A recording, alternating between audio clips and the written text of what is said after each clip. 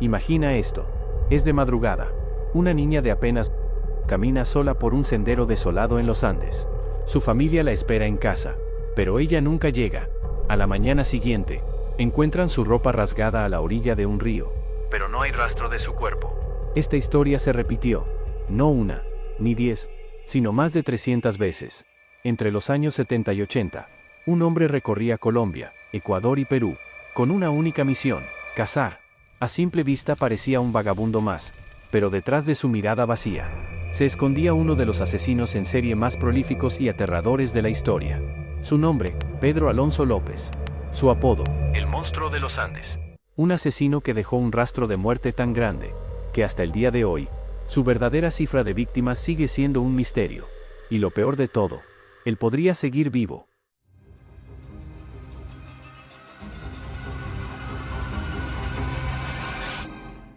Un viento frío silba entre las calles de Santa Isabel, Tolima, Colombia.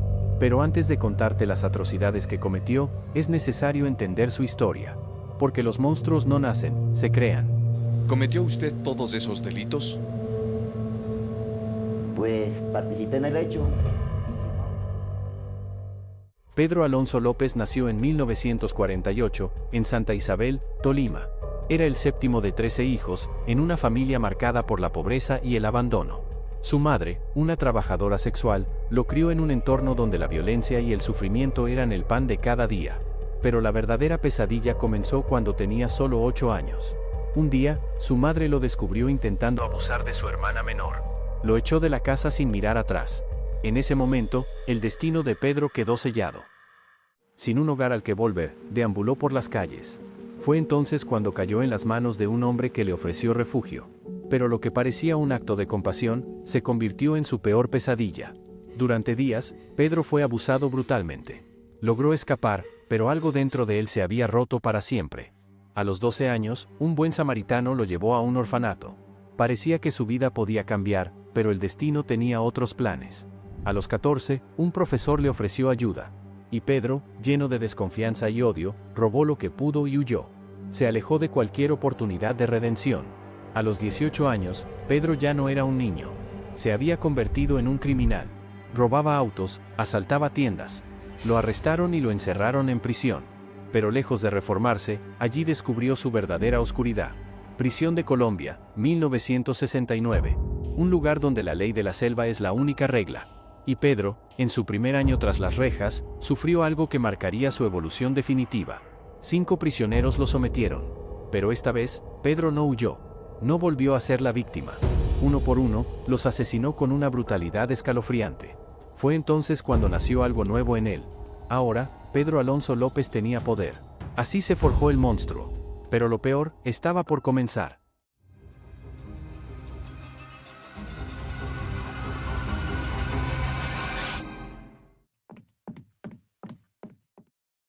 Las calles de Ambato, Ecuador, estaban tranquilas aquella tarde de 1969.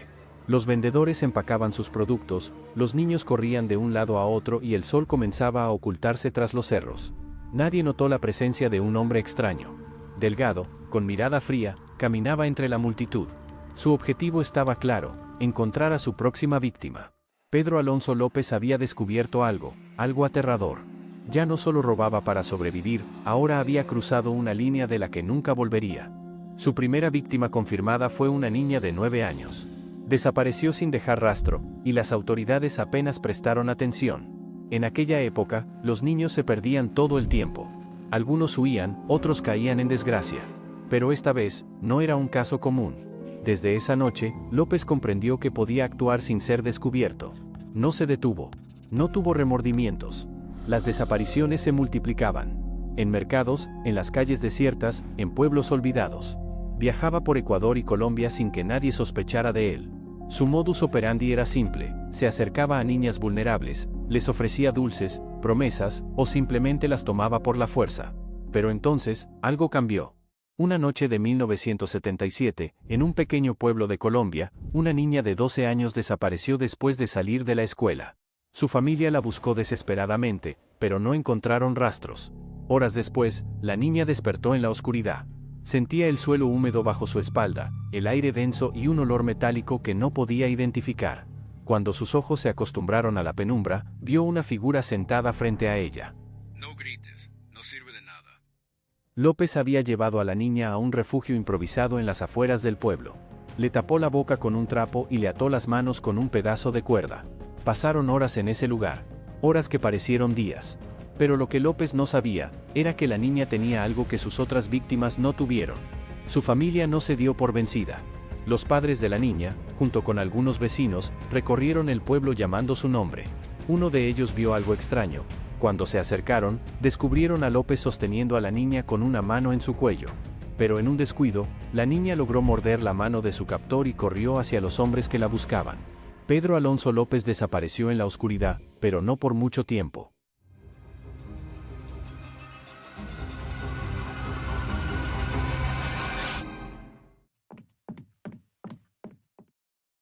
Las sombras ya no eran un refugio. Su nombre susurrado en los callejones, en las estaciones de policía, en los gritos de las madres que no volverían a ver a sus hijas. Durante años, Pedro Alonso López había sido un fantasma. Pero ahora, el miedo habló. 1979, un mercado en Ambato, Ecuador. El bullicio de la gente, el ir y venir de compradores y vendedores. Entre la multitud, una niña de 12 años desaparece. Su madre, desesperada, recorre cada puesto, gritando su nombre, pidiendo ayuda. Pero nadie la había visto. Nadie, excepto un hombre. ¿Te gustan los caramelos? Sí. Aquí cerca tengo más caramelos. ¿Y te gustan los juguetitos? Sí. También tengo juguetitos. Vamos entonces, muñeca, vamos. Pedro Alonso López la había seguido. La había convencido de acompañarlo. Lo había hecho tantas veces que se había convertido en un ritual. Pero esta vez, cometió un error. Un segundo, no le vio por aquí a mi Rosa. La Rosa, la guaguita, recién estaba por aquí jugando, no sé a dónde se iría. Diosito lindo, que no le pase lo mismo que a la hija de la comadre. La madre, desesperada, alertó a los comerciantes. Los gritos se convirtieron en una oleada de voces. Algunos corrieron, otros lo buscaron, hasta que lo encontraron. Yo no he sido nada. Yo no le he cogido a nadie. Yo no le he llevado. Pedro Alonso López fue atrapado por los mismos comerciantes. No había escapatoria. Lo retuvieron, lo interrogaron, lo golpearon. Y entonces, habló. Confesó los horrores que había cometido. Uno a uno. Más de 100 niñas. Las enterró en fosas poco profundas, en lugares apartados. El monstruo ya no podía esconderse. Su propia voz lo había condenado. Pero, ¿era realmente el final? Pedro Alonso López estaba tras las rejas. Pero lo que ocurrió después fue aún más escalofriante.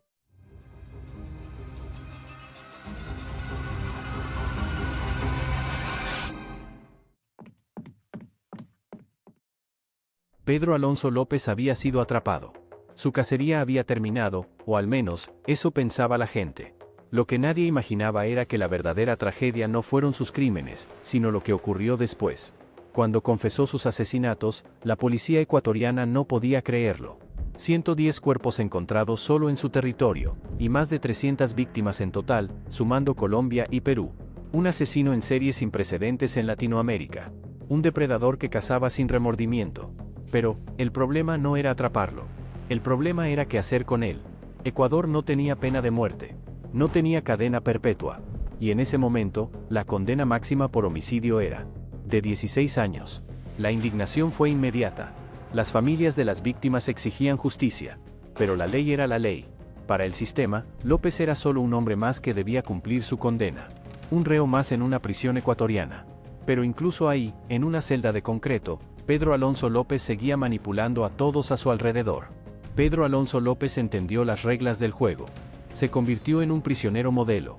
Nunca generaba conflictos. Pero, sobre todo, supo ganarse la confianza de los guardias. Señores, me voy libre, paso a migración. Una de sus estrategias más escalofriantes fue utilizar la religión. Dentro de la prisión, comenzó a leer la Biblia. Se unió a los grupos religiosos. Decía que Dios lo había perdonado. Y lo peor, es que muchos le creyeron. Pero, ¿realmente un hombre capaz de estrangular a más de 300 niñas podía haber cambiado? Mientras López disfrutaba de su tiempo en prisión, las familias de las víctimas vivían una pesadilla. Los medios de comunicación lo bautizaron como el monstruo de los Andes. Pero la justicia parecía haberlo olvidado. acusa a Jorge Patiño de ser el autor directo de las violaciones, pero al parecer este personaje es un invento suyo. O sea, ¿Tú le mataste? Sí, porque me tenía sugestionado bajo amenaza de muerte, que si lo delataba, que él me mataba. Pero Jorge Patiño eres tú mismo, decía. No, padre, yo Pedro Alonso López para servir. Pedro Alonso López fue liberado por buen comportamiento. Pero no todo estaba dicho. Había escapado de la ley, pero no de su propio final.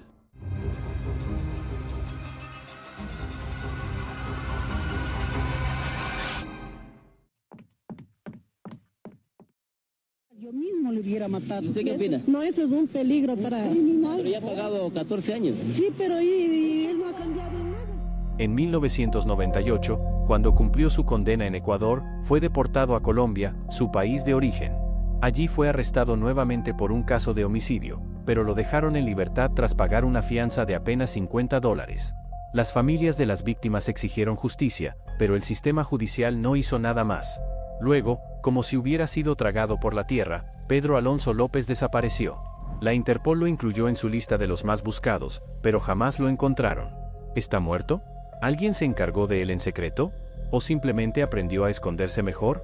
Pedro Alonso López desapareció, pero su historia sigue viva en las sombras. Y la pregunta que más inquieta es, ¿sigues confiando en quienes te rodean?